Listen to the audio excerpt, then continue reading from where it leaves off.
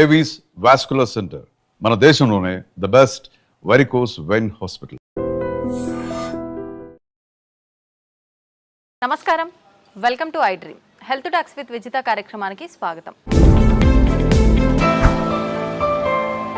ప్రస్తుతం మనతో పాటు ఉన్నారు general consultant doctor V Aditya Ranganath గారు. ఇప్పుడు వారితో మాట్లాడేద్దాం. నమస్తే అండి. నమస్తే అండి. ఎలా ఉన్నారు? బాగున్నాను ma'am, thank you.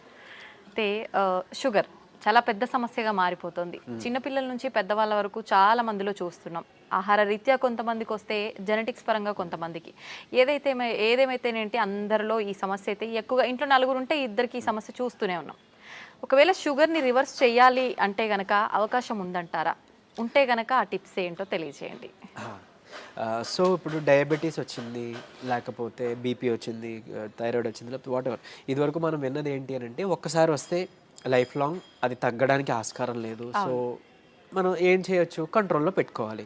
So drugs, అదే మన మెడిసిన్ తీసుకుంటాము రెగ్యులర్గా, ఆపకుండా తీసుకుంటే కంట్రోల్లో ఉంటుంది కాబట్టి భయపడాల్సిన అవసరం లేదని చెప్తారు. అయిపోయింది, అది అక్కడతో అయిపోయింది. బట్ ఇప్పుడు రీసెంట్ అంటే చాలా ఇయర్స్ నుంచి మనకి తెలిసిందే ఏంటి అని అంటే వీటన్నిటిని కూడా మనం రివర్స్ బ్యాక్ చేసుకోవచ్చు. కాకపోతే ఆ పద్ధతి తెలియక, చాలా మంది అవేర్నెస్ లేక ఇంకా అదే భయంతో ఇప్పటికీ ఉన్నారు. అంటే ఒక్కసారి వస్తే తగ్గదు, మనం ఖచ్చితంగా టాబ్లెట్స్ మీద బ్రతకాలి లైఫ్ లాంగ్. సగం ఆ థాటే ఇంకా అనారోగ్యం తీసుకొస్తుంది అనమాట. సో అసలైన నిజం ఏంటి అని అంటే డయాబెటీస్ని కూడా మనం రివర్స్ చేసుకోవచ్చు ఖచ్చితంగా. అంటే నేను చెప్తుంది రివర్స్ అంటే పూర్తిగా డయాబెటీస్ అసలు లేకుండానే మనం ఫర్దర్గా మనం జీవించవచ్చు, మన లైఫ్ లీడ్ చేయొచ్చు. అవకాశం ఖచ్చితంగా ఉంది. అంటే ఆరోగ్య సూత్రాలు పాటించడం వల్లనే. ఏంటండి మరి అవి? సో మెయిన్గా ఇప్పుడు డయాబెటీస్ రావడానికి కారణం ఒకటి ఇన్సులిన్ రెసిస్టెన్స్. సరే, ఇన్సులిన్ రెసిస్టెన్స్ అంటే ఏం లేదండి, ఇప్పుడు మనం ఎక్కువసార్లు తీసుకుంటాం, డే మొత్తంలో ఎక్కువసార్లు తినడం, లేదా ఏదైనా మధ్యలో గ్యాప్స్లో మళ్ళీ ఇప్పుడు లంచ్, డిన్నర్, పొద్దున్న బ్రేక్ఫాస్ట్కి మధ్యలో మళ్ళీ ఏదైనా టీ, ఏదో కాఫీ అలవాటు ఉంటుంది, లేదంటే ఇంకేదైనా స్నాక్స్ తింటాం. ఇలాంటి అలవాటు ఎక్కువ అయిపోయి ఏంటి అని అంటే మనం ఏది తిన్నా ఏది తాగినా, అంటే వాటర్ తప్పిస్తే మిగిలిన ఏం తీసుకున్నా మన బాడీలో ఇన్సులిన్ ప్రొడక్షన్ జరుగుతుంది. సో టైప్ 2 డయాబెటీస్ అంటాం ఏంటి, ఇన్సులిన్ ప్రొడక్షన్ ఉంటుంది మన బాడీలో, జనరేట్ అవుతుంది, కానీ ఆ కణాలు సరిగ్గా ఇన్సులిన్ని యూజ్ చేసుకోలేకపోతున్నాయి. దాన్ని టైప్ 2 డయాబెటీస్ కింద పరిగణిస్తున్నారు. ఒకవేళ ఇన్సులిన్ ప్రొడక్షనే లేదు బాడీలో, మన ప్యాంక్రియాస్ సరిగ్గా పనిచేయట్లేదు, అందులో ఐలెట్స్ ఆఫ్ లాంగర్హాన్స్ అని ఒక కణాలు ఉంటాయి, దాని నుంచే మనకి ఇన్సులిన్ వస్తుంది. సో ఇన్సులిన్ సరిగ్గా ప్రొడక్షన్ లేదు అని అంటే అది టైప్ 1 కింద మనం పరిగణిస్తున్నాం. చిన్నపిల్లల్లో కూడా టైప్ 1 అది చూడొచ్చు. సో ఇప్పుడు ఇన్సులిన్ ప్రొడక్షన్ జరిగి మనం తిన్న ప్రతిసారి మన గ్లూకోజ్ లెవెల్స్ ఏదైతే ఉందో అది మేనేజ్ చేయడానికి ఇన్సులిన్ ప్రొడక్షన్ జరిగి, అంటే స్పైక్ అయ్యి అది కంట్రోల్ తీసుకొచ్చి మళ్ళీ అది ఇన్సులిన్ తగ్గి ఆ స్పైక్ తగ్గి మళ్ళీ మనం తింటున్నాం, మళ్ళీ పెరుగుతుంది కదా. ఇలా అస్తమాను పెరిగి తగ్గడం వల్ల మన బాడీ అలవాటు పడిపోతుంది ఆ ఇన్సులిన్, సెట్ అయిన ఇన్సులిన్ లెవెల్కి. సో ఇన్సులిన్ రెసిస్టెన్స్ వచ్చేస్తే ఏమవుద్ది, ఇదే గ్లూకోజ్ని, అంటే రోజువారీ తినే సేమ్ అదే మోతాదు ఒక గ్లూకోజ్ని మనకి ఇప్పుడు మెటబలైజ్ చేయాలి అని అంటే ఇన్సులిన్ ఈ మోతాదుకి మించి ఇంకా ఎక్స్ట్రా ప్రొడక్షన్ జరగాల్సి వస్తుంటుంది అనమాట. అంటే ఈ లెవెల్కి అది కంట్రోల్కి రావట్లేదు, దాన్నే ఇన్సులిన్ రెసిస్టెన్స్ అంటున్నాం. సో మనం చేయాల్సిన పని ఏంటి అంటే ఇన్సులిన్ రెసిస్టెంట్ తగ్గించి ఇన్సులిన్ సెన్సిటివిటీ మనం పెంచుకోవాలి ఒకటి. తర్వాత ఆహారంలో చిన్న మార్పులే, అంటే ఇప్పుడు డయాబెటీస్ మనం ఇది చేయాలి అని అంటే సరే ఏముంది రైస్ మానేయండి అని చెప్తారు, అంతే కదా, మాకు చాలా ఇబ్బంది మేము చేయలేము అని అంటారు. అలా ఏం కాదు, కొన్ని పద్ధతులు ఉన్నాయి, నేను చెప్తాను ఇప్పుడు ఖచ్చితంగా. అది పాటిస్తే ఏకంగా డయాబెటీస్ చక్కగా కంట్రోలే కాకుండా రాబోయే రోజులు, అంటే మీకు ఫస్ట్ 3 months 4 months కంట్రోల్ తెచ్చుకుంటారు. ఆ పైనుంచి మనకి టార్గెట్ ఏంటి అని అంటే మనం వాడుతున్న మెడిసిన్ నెమ్మదిగా డోస్ తగ్గించుకోగలగాలి. అంటే తగ్గించగలగాలి అంటే ఆటోమేటిక్గా మనకి లెవెల్స్ తగ్గితే యాజ్ ఏ మీ డాక్టర్ కానీ మేము తగ్గించగలుగుతాం కదా. తగ్గించిన తర్వాత దీన్ని పూర్తిగా రివర్స్ బ్యాక్ చేసుకొని నార్మల్ లైఫ్, అంటే ఆ ఫుడ్ని తీసుకుంటూ చక్కగా మనం ఎలాంటి ట్రీట్మెంట్, అంటే ఈ డ్రగ్స్ తీసుకోకుండా ఉండడం. మళ్ళీ అది తగ్గిపోయిన తర్వాత మళ్ళీ పంచదార తినేస్తాం, మైదా పిండి తినేస్తాం, గోధుమ పిండి తినేస్తాం, లేకపోతే ప్రాసెస్డ్ ఫుడ్ తినేస్తాం. అంటే అసలు అదే మెయిన్ ప్రాబ్లం. అంటే high saturated fats, high carbohydrates ఉండడం వల్లనే మనకు వస్తుంది. ఇది వరకు వాళ్ళకి, అంటే మన పెద్దలకి అప్పట్లో ఎందుకు రాలేదంటే వాళ్ళు ఇవేం తీసుకోలేదు కాబట్టి వాళ్ళకి రాలేదు. సో మనం అది ఫుడ్డే ఇది ఫుడ్డే కదా, ఏదో నార్మల్ లైఫ్, అంటే తగ్గిన తర్వాత మళ్ళీ తినేయొచ్చు అన్న వాళ్ళకి ఇది ఆన్సర్ చెప్తున్నా. సో అది కాదు, నార్మల్గా మీరు రైస్ తీసుకోవచ్చు, రైస్ పూర్తిగా మానే అవసరం లేదు, కాకపోతే రైస్తో పాటు కొన్ని తీసుకోవాల్సి ఉన్నాయి. సో చూడండి సింపుల్ టెక్నిక్, హై కార్బోహైడ్రేట్స్ తీసుకోకూడదు, హై కాంప్లెక్స్ కార్బోహైడ్రేట్స్ తీసుకోకూడదు, తర్వాత హై సాచురేటెడ్ ఫ్యాట్స్ తీసుకోకూడదు. సో ఇవి తప్పిస్తే మరి మిగిలిన ఆప్షన్ ఏంటి? కొంతమంది ఇక్కడ ఏం చేస్తారంటే కార్బోహైడ్రేట్స్ తీసుకోకూడదు అన్నారు కాబట్టి పూర్తిగా కార్బోహైడ్రేట్స్ని తగ్గించేస్తున్నారు, అంటే నో కార్బోహైడ్రేట్ ఫుడ్ అంటారు, అలా వెళ్ళిపోతున్నారు కీటో డైట్స్ అని. అలా వద్దు. అలా అయితే ఏమవుతుందంటే మనకి ఇన్ని సంవత్సరాలు లేదా ఇన్ని జనరేషన్స్గా మనకి బాడీకి కార్బోహైడ్రేట్స్ అలవాటు, సో దాని డైజెషన్ అలవాటు, సో అక్కడి నుంచి మళ్ళీ అది బ్రేక్ డౌన్ అయ్యి గ్లూకోజ్ కింద మనకి కన్వర్ట్ అవుతుంది, మనకి శక్తిని ఇస్తుంది, బాగుంది. మీరు తినడం మానేస్తే ఒకటి మీకు కూడా బాడీకి అది కొత్తది ఏంటంటే కార్బోహైడ్రేట్స్ అసలు అది డైజెషన్ చేసే ఒక పద్ధతే మర్చిపోద్ది మన బాడీ. సో రేపు పొద్దున్న నార్మల్ సింపుల్గా కార్బోహైడ్రేట్స్ తీసుకున్నా దానికి చాలా కష్టపడాల్సి వస్తుంది. అండ్ ఈవెన్ ఒకవేళ జెనెటికల్గా నెక్స్ట్ జనరేషన్స్ పాస్ ఆన్ అయింది అనుకోండి, అది ఇంకా ఇబ్బందిగా, అంటే నార్మల్ అన్నమే మనం అరాయించుకోలేకపోవచ్చు, లేకపోతే నార్మల్ సమోసానే ఎంజాయ్ చేయలేకపోవచ్చు మనం. సో అట్లా, సో సరే ఓకే, హై కార్బ్స్ అంటే తెలుసు, ఈ రైస్ నార్మల్గా అవి తీసుకునేవి, ఈ రైసు తర్వాత ఈ మైదా గోధుమ పిండి ఇవన్నీ తినమని చెప్తుంటారు, అంటే రైస్ని తగ్గించి మైదా గోధుమ పిండి తినమని అంటారు కదా. సో అది కూడా రిఫైన్డ్ తీసుకుంటే, పంచదార లేకపోతే గోధుమ పిండి ఇవన్నీ రిఫైన్డ్ ఫ్లోర్ బయట కొని తెచ్చుకుంటే అది కూడా మళ్ళీ మనకు ప్రాబ్లమే. సో మనం మిల్లులో వెళ్ళి ఆడించుకుందాం, అంటే డైరెక్ట్గా వెళ్ళి మనం గోధుమలు అలాగా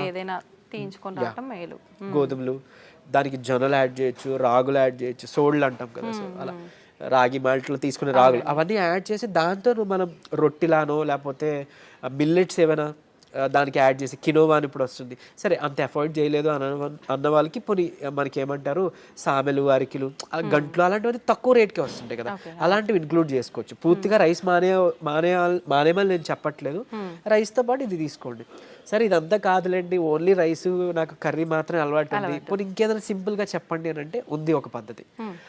మనకి ఇప్పుడు ఇన్సులిన్ రెసిస్టెన్స్ అని మాట్లాడుకున్నామే, HbA1c మీ అందరికీ తెలుసు, 3 నెలల యావరేజ్ తీస్తే మనకి ఎంత ఉంది అనే దాని మీద మన డయాబెటీస్ ఉందా లేదా, కంట్రోల్లో ఉందా లేదా అని తెలుస్తుంది. సో దాన్ని మనం కంట్రోల్ పెట్టడానికే కదా ఇప్పుడు అన్ని చెప్తున్నాం, మన ఇన్సులిన్ వాడాలన్నా లేకపోతే ఈ మెట్ఫార్మిన్ మన డయాబెటీస్ డ్రగ్స్ వాడాలంటే కూడా మనకు అలానే దేవుడు కూడా ఇచ్చిన ఆహారంలో ఈ పని చేసే ఉన్నాయి. ఏంటి అని అంటే ఒకటి కీరా దోసకాయలు, తర్వాత పంకిన్ సీడ్స్ గుమ్మడి గింజలు, తర్వాత పాలకూర.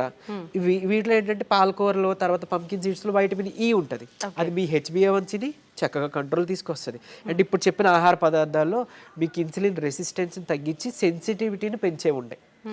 సో ఇప్పుడు సరే కొంత లిస్ట్ చెప్తాను చూడండి. మష్రూమ్స్ బాగా అదే మన ఉడకబెట్టిన గుడ్లు ఫుల్గా విత్ సొనతో పాటు తీసుకోవాలి, అది కొలెస్ట్రాల్ కాదు, మంచి కొలెస్ట్రాల్ తీసుకోండి. సో తర్వాత నెయ్యి, తర్వాత మన కీరా దోసకాయలు, తర్వాత ఓట్స్, గ్రీన్ పీస్ అదే మన పచ్చి బఠానీలు, తర్వాత రాజ్మా, కిడ్నీ బీన్స్ అంటాం రాజ్మా, అలానే మిగిలిన బీన్స్ కూడా చక్కగా మిగిలిన రకాల బీన్స్, చిక్కుళ్ళు బీన్స్ ఇట్లాంటివన్నీ తీసుకుంటే కనుక ఇవన్నీ కూడా మీ ఇన్సులిన్ రెసిస్టెన్స్ని తగ్గించినవే. సో మీ ఇష్టం, గుడ్లు పోనీ ఆమ్లెట్ రూపంలో తీసుకోండి, నిద్రకి పనికి వస్తుంది ఆమ్లెట్, ప్లస్ దీనికి కూడా హెల్ప్ అవుతుంది.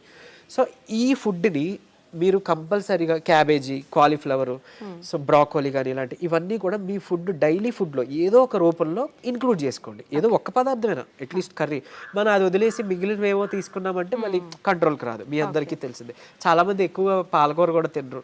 సో అట్లా, లేదంటే మునగాకు ఉంది, సో మునగాకును కూడా మీరు పౌడర్ రూపంలో చేసుకోవచ్చు, ఎండబెట్టేసి చక్కగా పౌడర్ చేసుకొని ఒక చెంచా యాడ్ చేసుకోండి ఒక ముద్దకి, అన్నంతో పాటు రైస్తో తీసుకోవచ్చు, హాట్ వాటర్లో కూడా తీసుకోవచ్చు, మజ్జిగలో కలిపి తీసుకోవచ్చు. ఇది ఒక మనిషికి డైలీ లిమిట్ ఒక చెంచా. సో అట్లా అని ఇప్పుడు ఏం చేస్తారంటే కొంతమంది ఏదైనా రసం, చారు దాంట్లో కలిపేస్తారు, బట్ అది కలిపేస్తే అంటే ఇంట్లో 3 members 4 members ఉంటే అందులో ఎవరికి ఎంత వెళ్ళేది తెలియదు కదా. సో డైరెక్ట్గా మీరు కలుపుకోవడం బెటర్, ఏదర్ వాటర్లోనో మజ్జిగలోనో లేదా మీ అన్నం గిన్నెలోనో. ఇంకోటి అన్నము, ఇప్పుడు అలానే అదే అన్నము కూర తినే ముందుగా 1 కప్పు కీరా దోసకాయ తీసుకోండి, లేదా బీన్స్, మొలకలు తీసుకోండి చక్కగా, ఇవన్నీ మీకు హెల్ప్ అవుతుంది. లేదంటే మన దాలింబ గింజలు 1 కప్ పెట్టుకోవచ్చు, పెట్టి ముందు అది తిని తర్వాత అన్నము కూర మనం తీసుకుందాం. అలానే అన్నం తినే ముందు, టిఫిన్ తినే ముందు, నైట్ డిన్నర్ చేసే ముందు ఏం చేయొచ్చు అనంటే కొంచెం పెప్పర్ అంటే మన మిరియాల పొడి 1 చిటికెడు తీసుకొని నిమ్మరసం యాడ్ చేసి కొంచెం గోరువెచ్చని నీటిలో ఒక కప్పు లేదా 1 గ్లాసు గోరువెచ్చని నీటిలో కలిపి తాగేసేయండి. ఎందుకు అనంటే ఇప్పుడు ఈ పెప్పర్లో ఉండే పైపరిన్ అనేది మన ఏమంటారు యాక్టివ్ ఇంగ్రీడియంట్, మెడిసినల్ వాల్యూ ఉండే ఇంగ్రీడియంట్. ఇది మన లివర్లో ప్యాంక్రియాస్లో అదే ఎక్కడి నుంచి అయితే ఇన్సులిన్ వస్తుందో అందులో అక్కడ డైజెషన్ ఎంజైమ్స్ని వాటిని కూడా మంచిగా ఇది ఏమంటారు మెటబాలైజ్ చేస్తుంది. కరెక్ట్గా మెటబాలిజం బాగా జరిగి ఎంజైమ్స్ అన్ని మంచిగా ఫంక్షన్ అయ్యేలా చేస్తుంది. సో తర్వాత ఇంకొకటి మోర్ ఓవర్ ఈ ఏవైతే కాంప్లెక్స్ కార్బోహైడ్రేట్స్ మన హై కార్బ్స్ అన్నాం కదా దాన్ని బాగా కరెక్ట్గా డైజెషన్ జరిగేలాగా మెటబాలైజ్ అయ్యేలాగా ఇది హెల్ప్ చేస్తుంది. అండ్ ఈవెన్ మన పోషకాలు ఏవైతే ఉన్నాయో ఆకుకూరలోనో లేకపోతే మనం తీసుకునే ఫుడ్లోనో అవి మనం వంట పట్టడం అంటాం కదా మన అబ్జార్ప్షన్ అవి అబ్జార్బ్ చేయడానికి ఈ ఈ పెప్పర్ మన మిరియాలు పొడి చాలా బాగా హెల్ప్ చేస్తుంది. సో ఈ రూపంలో తీసుకున్నారనుకోండి మీరు తిన్న తర్వాత పెరిగే షుగర్ లెవెల్స్ కంట్రోల్కి వస్తాయి అండ్ ఈవెన్ మనకి లోపల ఫంక్షనింగ్ బాగా మెరుగుపడుతుంది. ఇకపోతే డయాబెటీస్ రివర్సల్ గురించి వద్దాం. సో నేను ఇప్పుడు చెప్పింది 3 to 4 months చేస్తే ఖచ్చితంగా మీ షుగర్ లెవెల్స్లో చాలా వరకు మీకు తగ్గడం మీరే గమనించుకుంటారు. మీరు ఇంత అద్భుతంగా పనిచేస్తుందా అని అంటారు. ఎందుకనంటే చాలా మందికి ఒకటి ఉండిపోయింది సైకలాజికల్గా, అంటే drugs like what ever medicine మాత్రమే మెడిసిన్, ఫుడ్ అంటే జస్ట్ ఆహారం మాత్రమే. అసలు కాదు. మీకు గుర్తుంటుంటే ఎప్పుడైనా మీ నాన్నమ్మలు అమ్మమ్మలు మీకు ఎప్పుడైనా పొట్టనొప్పి వచ్చింది అని అంటే ఏదైనా వాము కొంచెం సాల్ట్ కలిపిస్తే వెంటనే తగ్గడం మనం గమనించి ఉంటాం. లేదంటే మెంతులు మింగేసి తాగేయండి వాటర్ అంటే అవన్నీ ఎందుకు పనిచేస్తున్నాయి? ఇప్పుడు యాంటాసిడ్స్ ఏవో వెళ్ళి పరగడుపుల మాత్రలు మనం పైకి వెళ్ళి తెచ్చుకొని వేసుకుంటున్నాం. అవేం అవసరం లేకుండా వాళ్ళు బతికారు కదా. ఎలా బతికారు? ఇలానే ఇవన్నీ ఫుడ్డే మెడిసిన్. మనకు ఒక మెడికల్ షాప్ ఉంది. ఎగ్జాక్ట్లీ మనకి ఏదైనా అనారోగ్యం వస్తుంటే మెడికల్ షాప్ కి మనం బయటకు వెళ్ళవద్దు, మన కిచెన్ లోకి వెళ్ళాలన్నమాట. యాక్చువల్గా పోపుల డబ్బాలే మనకి డ్రగ్ ఇది అన్నట్లు, స్టోర్ అన్నట్టు. సో ఖచ్చితంగా ఇది వర్క్ అవుతుంది. అండ్ మోర్ ఓవర్ అంటే ఇప్పుడు మన బెర్రీస్ నుంచి ప్లాంట్స్ నుంచి ఎక్స్ట్రాక్ట్ చేసిన బెర్బరిన్ అనేది ఒక సప్లిమెంట్ ఉంటుంది ఆబ్వియస్లీ. సరే అది అందరూ వాడాల్సిన అవసరం లేదు కానీ ఒక బూస్టప్ కింద పనికి వస్తుంది. అంటే ఎలా అయితే మనకి డయాబెటీస్ని మనకి తగ్గించడానికి మెట్ఫార్మిన్ అనే ఒక మెడిసిన్ తీసుకుంటున్నాము, సేమ్ ఇది కూడా అదే పని చేస్తుంది. కానీ బట్ మెట్ఫార్మిన్తో వచ్చే వైటమిన్ B12 డెఫిషియన్సీ ఇందులో లేదు, ఈ బెర్బరిన్లో లేదు. సరే ఓకే, అవైలబుల్ ఉన్న వాళ్ళు వాడుకుంటారు, అందరూ ఇది వాడాలని రూల్ లేదు. కానీ బట్ ఈ సింపుల్ టిప్స్ పాటించండి, ఇది ఒకటి. తర్వాత ఖచ్చితంగా ఒక 5 minutes వాకింగ్ ఉంటే చాలు. 5 minutes వాకింగ్ అంటే తిన్న తర్వాత ఒక 10 నిమిషాలలో 5 minutes వాకింగ్ చేస్తే చాలు. మీ ఆఫీస్ ఏరియా, మీ బెడ్రూమ్, మీ హాల్ ఎక్కడైనా ఆయాసం రావాలి, చెమటలు పట్టాలి, ఇట్లానే వాకింగ్ చేస్తేనే మనకి వర్కౌట్ అయినట్టు అని అస్సలు కాదు. బాడీ మూమెంట్ ఉండాలి. సో అది చేసుకుంటే చాలు, డయాబెటీస్ మనకి తగ్గుతుంది. రివర్స్కి చెప్పుకున్న ఇందాక ఇంగ్రీడియంట్స్ ఉన్నాయి కదా, పంకిన్ సీడ్స్ అవ్వచ్చు, మన HbA1c కంట్రోల్ చేసి ఇన్సులిన్ సెన్సిటివిటీ పెంచేవి, ఇవి మీరు చేసుకుంటే 3 to 4 months ఖచ్చితంగా రివర్స్ అయిపోతుంది. ఇప్పుడు చాలా మంది మనం చూస్తూ ఉంటామండి, జామకాయ ఆకులు, లేత చిగుర్లు అని చెప్పి, లేదు అంటే తిప్పతీగ అని చెప్పి, ఇలాంటి కొన్ని ఆకులతో వేణిల్లో వేసి మరిగించిన వాటర్ తాగుతుంటారు షుగర్ ఉన్న వాళ్ళు. ఇది వర్క్ అవుతుంది అంటారా? యాక్చువల్గా ఇప్పుడు జామాకులు ఉన్నాయి కదా, లేత తీసుకొని ఒక 4 ఆకులు మనం వేడి నీటిలో వేసి మరిగించి కషాయంలా తీసుకొని ఉదయం సాయంత్రం లేదా ఒక పూట అట్లీస్ట్ పరగడుపునైనా కానీ తాగితే కనుక అమోఘంగా ఆ రోజే పెరిగిన షుగర్ లెవెల్స్ తగ్గిపోయాయి.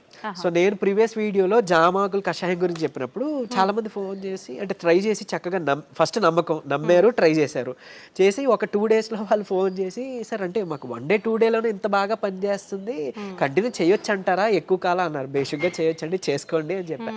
సో ఈవెన్ అది వాళ్ళకి ఏంటంటే డయాబెటీస్ ఎక్కువ, షుగర్ లెవెల్స్ ఎక్కువ ఉండడం వల్ల కొంతమందికి నిస్సత్వ నీరసంగా ఉంటుంది కదా, దాన్ని కూడా ఇది మనకి జామాకులు బాగా హెల్ప్ అవుతుంది. జామకాయ తినొచ్చు, బొప్పాయి తినొచ్చు, అట్లనే జామాకులు కషాయం బాగా హెల్ప్ అవుతుంది, తీసుకోవచ్చు. తిప్పతీగ కూడా తీసుకోవచ్చు. బట్ తిప్పతీగ చాలా మంది తెలియక కోవిడ్ టైంలో అంటే ఇప్పుడు వైరస్ నుంచి బయటపడాలని తెలియక చాలా మంది ఓవర్ డోసెస్లో తీసుకుని వితిన్ 15 daysలో వాళ్ళ లివర్ మొత్తం డ్యామేజ్ అయ్యి ఎమర్జెన్సీ వార్డులో అడ్మిట్ అవ్వడం, చనిపోవడం జరిగింది. కానీ నేను ఇక్కడ చెప్పే ఒక ముక్క, తిప్పతీగ ప్రాబ్లం కాదు, ఓవర్ డోస్ ప్రాబ్లం. కాబట్టి తిప్పతీగని మనం ఇప్పుడు ఒకవేళ ఒక లైక్ 1 inch తీసుకున్నాం అనుకోండి, ఆ రూట్ ఏదైతే ఉందో దాన్ని బాగా బాయిల్ చేసి మనం దాన్ని తాగొచ్చు. దాంట్లో కొంచెం ఉసిరి పొడి యాడ్ చేయొచ్చు, లేదంటే మునగాకు యాడ్ చేసుకోవచ్చు 1/2 spoon అట్లా. ఇలాగా మనం తీసుకున్నాం అనుకోండి మనకి మంచిగా బెనిఫిటే. ఇప్పుడు అలాగని ఏంటి ఫ్లాక్ సీడ్స్ ఉన్నాయి, అవిసె గింజలు ఉన్నాయి. అవిసె గింజలు మనకి కొలెస్ట్రాల్ తగ్గిస్తుంటుంది, డయాబెటీస్ని రివర్స్ చేస్తుంది బాగా. అంటే ఒక 2 చెంచాలు మనం పౌడర్లా కానీ తయారు చేసుకొని మనం ఫ్లాక్ సీడ్స్ తీసుకుంటే, ఇదే ఫ్లాక్ సీడ్స్ గురించి ఒక పేపర్లో ఒక ఆర్టికల్ వచ్చింది. ఏంటి ఫ్లాక్ సీడ్స్ తీసుకోకూడదు, లివర్కి మంచిది కాదు, లేకపోతే ఇంకోటి ఏదో అని. కరెక్టే, ఏదైనా అతిగా తీసుకుంటే మనకి ఫుడ్ అయినా ఆబ్వియస్లీ కదా. సో అంతే, అది పట్టుకొని ఉండొద్దు. అరే ఇప్పుడు తిప్పతీగ ఏదో ప్రాబ్లం, సరే తిప్పతీగ పక్కన పెడతాయి, అట్లీస్ట్ ఫ్లాక్ సీడ్స్, ఉసిరికాయ, ఫ్లాక్ సీడ్స్, లేకపోతే మన ఏమన్నా మన పెప్పర్, సో ఇట్లాంటివి ఉన్నాయి కదా, వీటి వల్ల ఏం చేయటం జరగదు.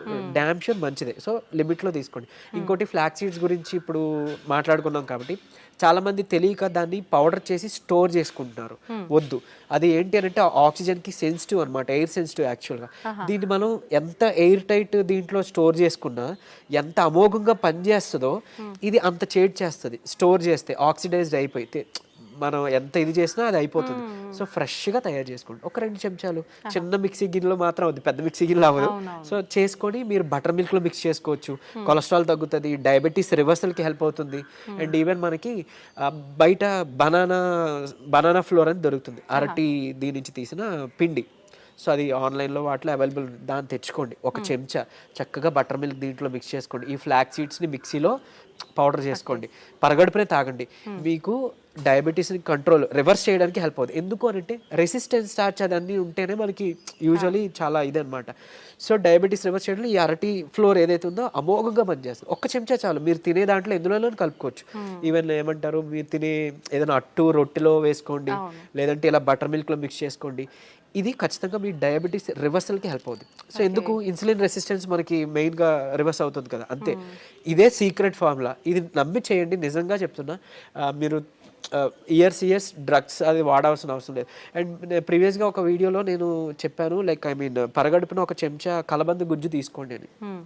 అది నేను ఎక్కడో మెడికల్ క్యాంప్కి వెళ్ళినప్పుడు ఒక ఆవిడ నా వీడియో చూసారంట, ఆవిడ కంట్రోల్ అయింది. సో మీరు ఇదివరకు వాడేవారు కదండి ట్యాబ్లెట్, ఈ నెల చాలా వరకు తగ్గింది, ఏం చేశారంటే మీ వీడియో చూసాను సార్, యాక్చువల్గా కలబంద గుజ్జు చెప్పారు, పరగడుపుని తీసుకోవడం మొదలు పెట్టాను, నాకు ట్యాబ్లెట్ తగ్గిపోయింది, సగానికి సగం డోస్ తగ్గిపోయింది. And with in next 2nd or 3rd మంత్లో ఆవిడకి పూర్తిగా నేను ఆపేశాను, ట్యాబ్లెట్ తీసుకోవాల్సిన అవసరం లేదు, ఆవిడకి డౌన్ అయిపోతుంది. సో అంత బాగా పనిచేస్తాయి మనకి దేవుడిచ్చిన ఇవన్నీ మెడిసిన్సే. సో ఇందులో చెప్పింది ఏదైనా వాడుకోండి, మీకు ఏం పని చేసిందో కమెంట్లో చెప్పండి. సో మిగిలిన వాళ్ళకి ఇన్స్పైరింగ్గా ఉంటుంది. అండ్ ఏది పని చేయలేదో లైక్ నాకు తెలిసినప్పుడు నేను సజెస్ట్ చేయగలుగుతాను మీకు ఆల్టర్నేట్గా. ఓకే, థ్యాంక్ యూ అండి, నిజంగా చాలా యూస్ఫుల్ టిప్స్ అనేది తెలియజేయడం జరిగింది. నమస్తే.